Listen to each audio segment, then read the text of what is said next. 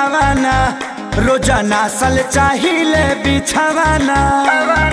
AG हटी ना जान ले ले का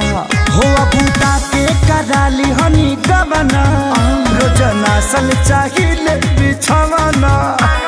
काच बजवानी सुनिए राजा जानी काच बजवानी सुनिए राजा जानी हमसे कुछ दिन दूर औरी रही ना मानव का ना है हमरो उमर कमर लोटे साहिना ना है हमरो उमर कमर लोटे साहिना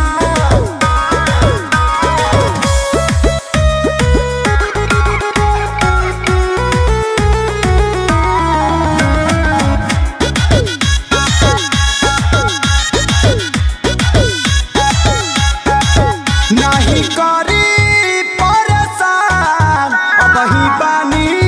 हम नादान से जिपा चढ़ी जानी फान लागे ललबलई कोई हम जान दूधा के दांत तुड़िए के दम लेव का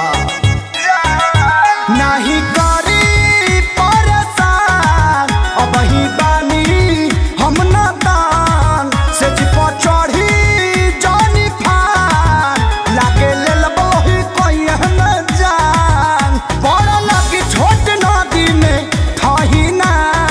अभी पानी कम बाजी आए नान है हमरो उमर कमर लोटे साहिना नान है हमरो उमर कमर लोटे साहिना